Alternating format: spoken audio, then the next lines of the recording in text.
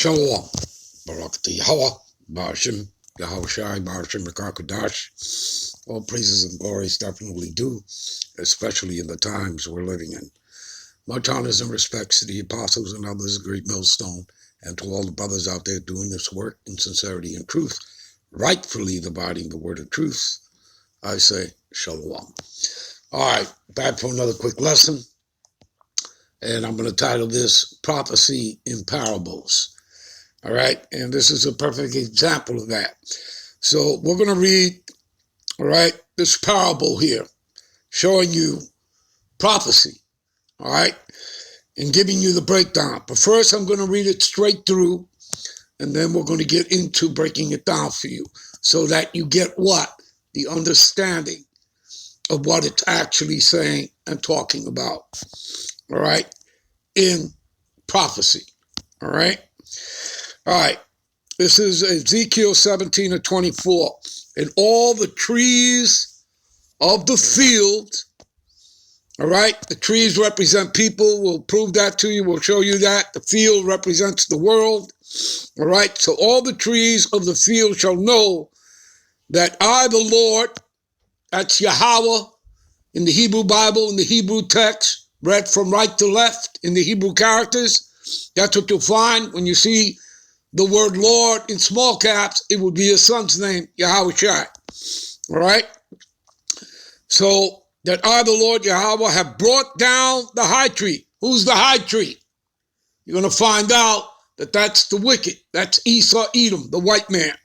All right? Again, we'll prove that through the precepts. All right? Have exalted the low tree. Who's the low tree?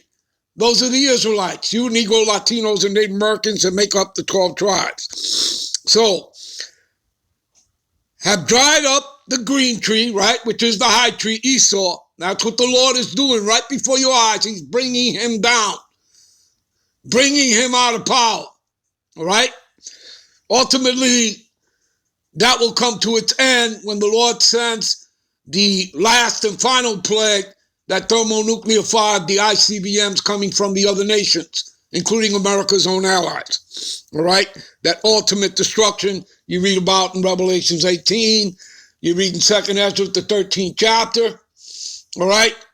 So it's all over the scriptures, Jeremiah 49, 50, 51, all right? Joel, the 2nd chapter, all right? Revelations, the 9th chapter, all right? You understand? It's all over the place. All right? Ezekiel, all right, the 35th chapter. All right? Isaiah, the 13th chapter. All right? Isaiah, the 34th chapter. Okay? Isaiah, the 47th chapter. All right? It's all over the place. It's all over the scriptures. All right? About America's destruction. All right? And I have made the dry tree, right? Dry tree, the dry bones, the valley of dry bones, Ezekiel chapter 37. All right? You understand, people? Okay? So it's talking about the Israelites that have made the dry tree, which is the low tree. I have made them to flourish. And I, the Lord, have spoken and have done it. You see, he has prophesied it, all right, into existence, which is exactly what we do. When we prophesy, we bring this word out. We're bringing it into existence, all right, into happening. And again, it was already prophesied. We just have to live it out now, all right? We already have the victory. All right, let's get into this. Give me a minute. All right, this is Psalm 78:2. And I will open my mouth in a parable, and I will utter dark sayings of old. Let me give you a precept to that. Give me a minute. We're going to go to Proverbs, the 1st chapter. Proverbs, the 1st chapter. We'll start at verse 5, read down to verse 7. A wise man will hear. You know what it means to hear? It means to understand. When you go into that word here, in the blue letter, the Bible Concordance, it means to understand, to be able to have discernment, okay? Having insight. Able to perceive, okay?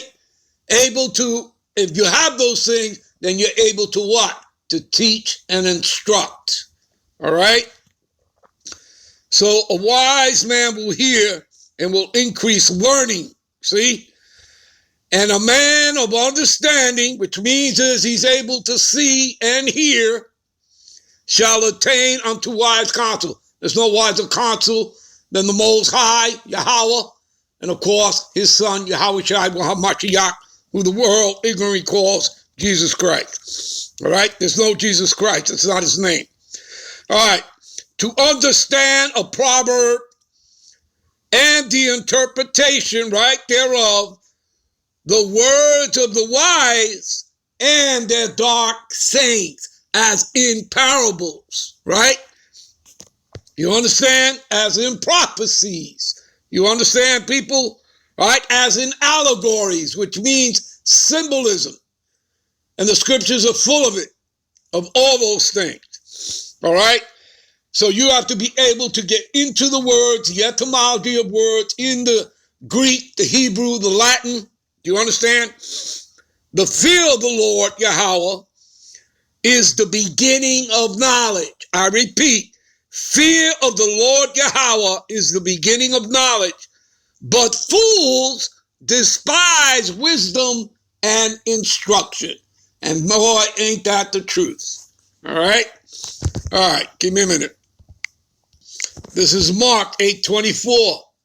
And he looked up and said, I see men as trees walking. See? I told you, trees equal people. You see? All right, give me a minute. Right? Isn't that what we read here? And all the trees of the field, right? And I told you the trees represent people. We just proved it. Mark 8:24, right? Now we're going to go, and all the trees of the field, we're going to prove that the field is talking about the world. Give me a minute. Matthew 13:38. The field is the world, you see? And the good seed are the children of the kingdom, which would be the Israelites, made up of you Negro, Latinos, and Native Americans, plus our brothers and sisters that are scattered into the other nations, okay, that may look like the other nations, speak the other nation's tongue. Nonetheless, they're Israelites by the seed of their fathers. That's pursuant to Numbers 1:18. All right, and we tell you that all the time. All right, but the tares are the children of the wicked one. There you go, people. All right, and again, this stuff can link up with what we just read with Matthew's, the 25th chapter, where the Lord will separate, putting the goats to his left, which are the wicked, all right, and to his right, he will put his sheep, which are those Israelites that will inherit the kingdom, the elected Israelites. All right, give me a minute. Remember, I had asked you, who is that Green Bay tree? Well, now you're going to get your answer, all right? See, I have seen the wicked in great power. Again, who's the wicked? We're going to do that. We're going to go to Job 9:24, Malachi 1:4. We're going to do that. Let's just finish reading this. And I have seen the wicked in great power, which is Esau, Edom, the white man, spreading himself like a green bay tree. Now, are you people starting to see the picture? All right? That high green bay tree, okay? All right, represents Esau, Edom, the white man. And the low tree represents us Israelites, the Negro, Latinos, and Native Americans that make up the 12 tribes of Israel. There you go. Give me a minute. Job 9:24, the earth is given into the hands of the wicked, which is Esau, Edom, the white man. And again, he got it because we broke the law, statutes, and commandments. Okay? But again, it was prophesied unto Moses that we would, go into captivity, suffer the curses of Deuteronomy, the 28th chapter, which also covers and tells you who the Lord will send upon us. All right? That flieth by the eagle. All right? Deuteronomy 28, 48, 49, 64. Okay? You understand? All right. And he covereth the faces of the judges thereof. The judges are the Heavenly Father, Yahweh, his son Yahweh Shai. All right. And the patriarchs, the Israelites. He covered the faces. He put up his own images. You understand? And that's all over the scriptures as well. All right. Telling you that. During the time of the Renaissance, that wasn't the beginning of it. You have to go back when they first come into power, calling themselves the Greeks under Alexander the Great and his father, King Philip the Macedonian, which you read about in First Maccabees. All right? So, if not, where and who is he? We go to Malachi 1 and 4. Give me a minute. All right? All right, Malachi 1 and 4, right to the point. Whereas Edom saith, we are impoverished. Again, this is the time of the Renaissance when they would come back into power after their Greco-Roman empires, after being put down 1,000 years, right? When you read it in Revelations, the 20th chapter, it tells you the Lord refers to them as the dragon, the old serpent, which is the devil and Satan, okay? And that he would be put down for 1,000 years. In other words, not able to deceive the nations. That's what it will tell you there. But then after 1,000 years, while the Israelites ruled, right, then he would have to be loose a little season and come back into power, which was what? During the Renaissance, okay? And Renaissance, by the way, means rebirth. So that's rebirth for the Edomites back into the power seat. So that's what this is talking about here. We are impoverished, but we will return and build the desolate places. Thus saith the Lord Yahweh, the hosts of armies. That's what hosts mean. They shall build, but I will throw down, and they shall call them the board of wickedness. That's what the Lord calls them, the board of wickedness. Every board of every nation, that's what they bring. And you see, they're a people, they're a nation, the Edomite. That's their real nationality, all right? That word white is a social construct created by them to further hide themselves in plain sight, okay, in 1681. Look it up. The people against whom the Lord had indignation, which means righteous anger forever. Is not the Lord angry with the wicked every day? Yes, he is. Let's go to Isaiah the 34th chapter. Give me a minute. All right, this is Isaiah the 34th chapter, but we'll end this here. We'll come right back with part 2. All right? Shalom.